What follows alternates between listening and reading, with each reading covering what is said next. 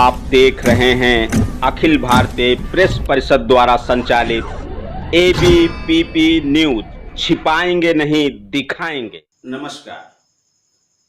विशेष कार्यक्रम में आज हम आपको दिखाएंगे जिला मध्य प्रदेश के जिला नीमच के पुलिस अधीक्षक सूरज कुमार वर्मा से विशेष मुलाकात, जो हमारे विशेष संवाददाता सर्वेश मिश्रा के द्वारा एसपी नीमच सूरज कुमार वर्मा से विशेष मुलाकात आमने सामने।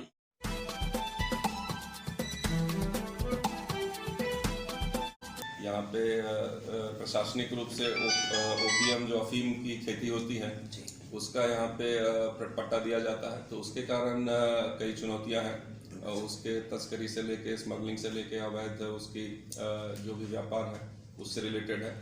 प्लस कई यहाँ पे प्रिमिटिव ट्राइब्स भी हैं जिनका अच्छे से जो भी पुनर्वास होना अभी बाकी है, तो उनके पढ़ाई लिखाई और प्रॉपर चीज़ें नहीं होने के कारण वो भी कई क्रिमिनल एक्टिविटीज़ में इन्वॉल्व रहते हैं और कई जगह पर वो देह व्यापार की भी समस्या है, तो वो कल्चरल और चीज़ें भी प्रॉब्लम है। तो ये सब चीज़ें हैं।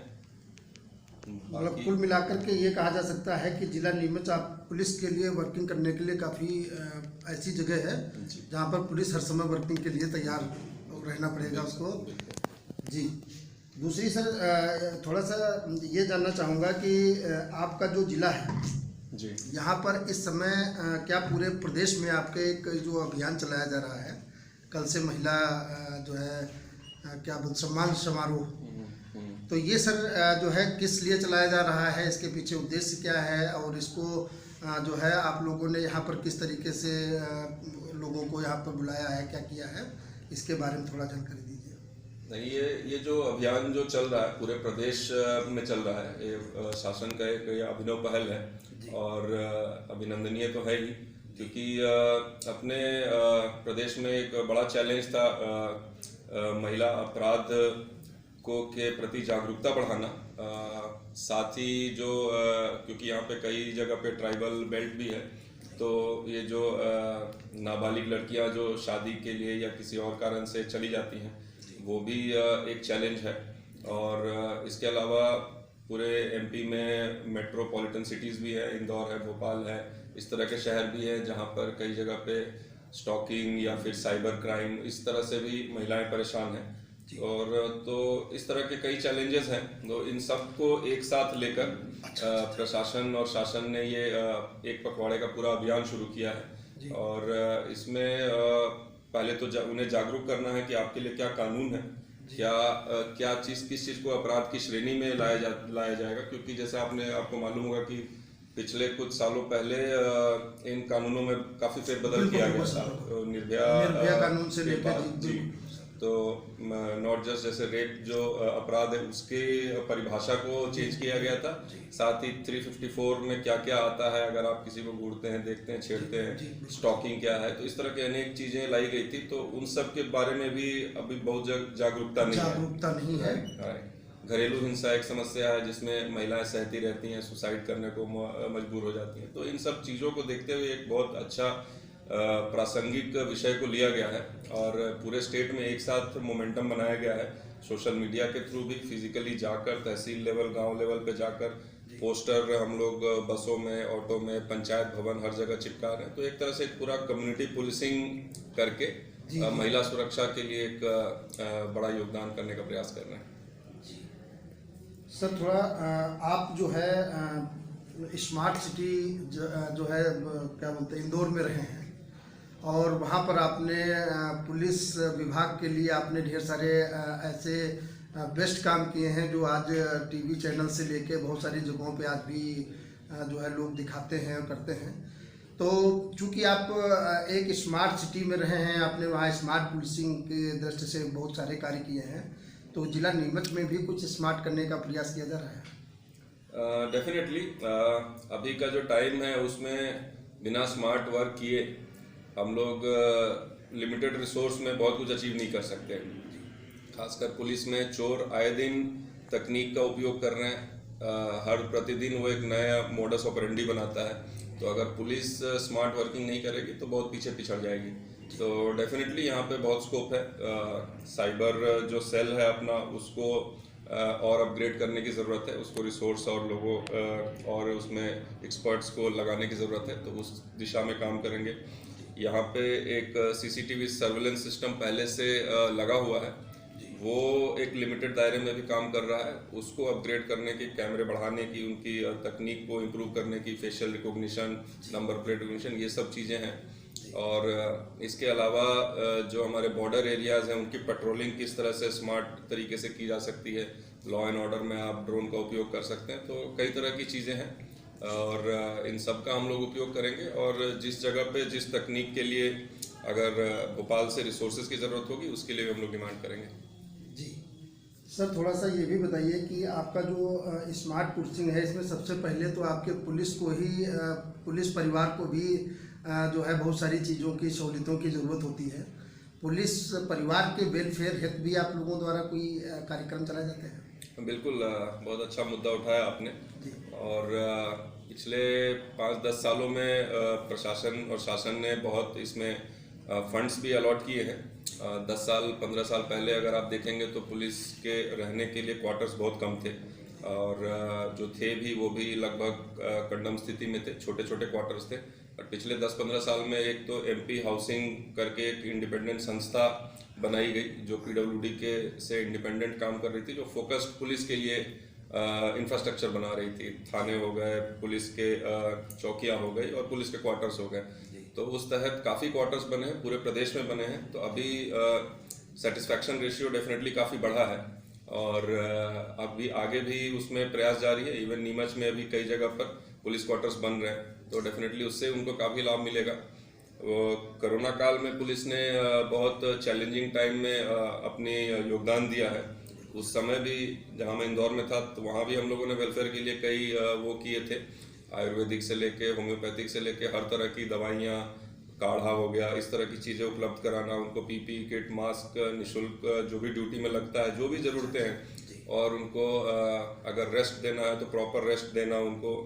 अगर फैमिली से दूर रह के वो ड्यूटी करना चाहते हैं तो उनके लिए होटल्स प्रशासनिक रेट पे उसको उपलब्ध कराया गया था, जिसका पूरा खर्च जिला प्रशासन और भोपाल से उसको पेमेंट किया गया था।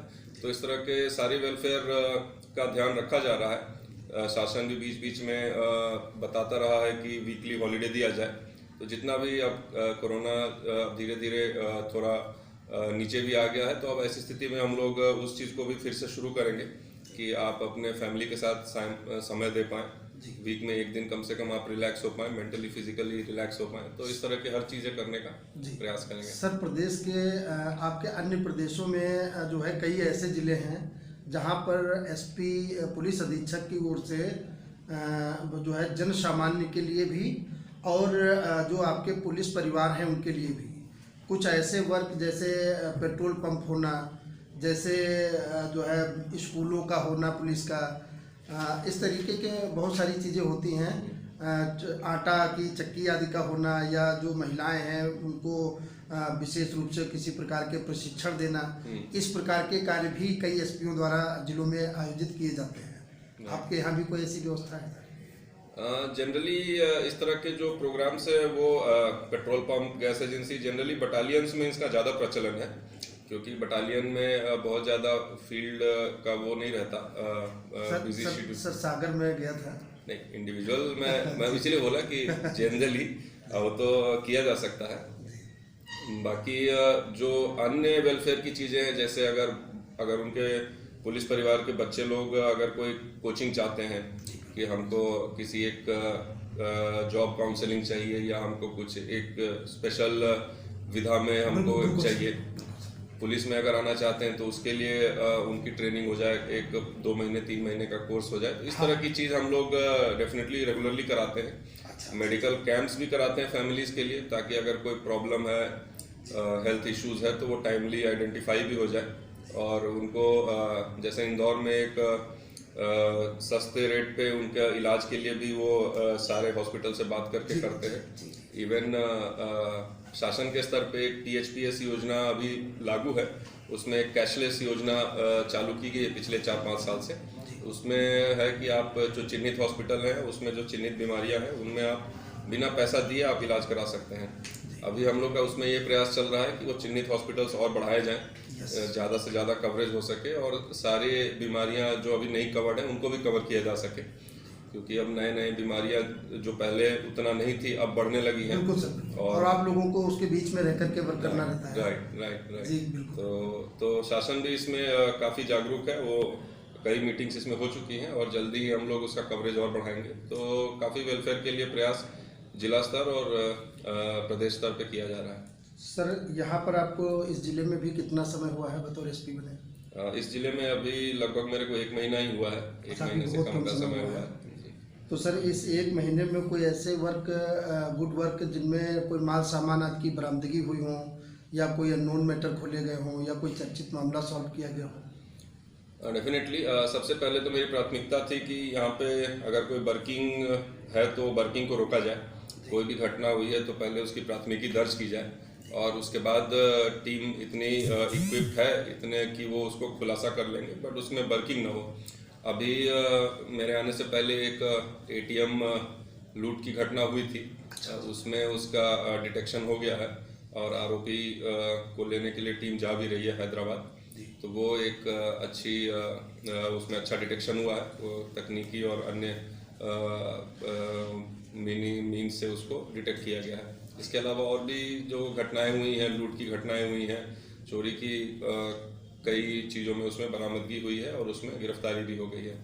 और आगे भी हम लोग प्रयास करेंगे कि पुराने जो अनसुलझे मामले हैं, भले वो लूट के हों, 307 के हों, उन सबको भी धीरे धीरे प्रयास करके खुलासा किया जाए।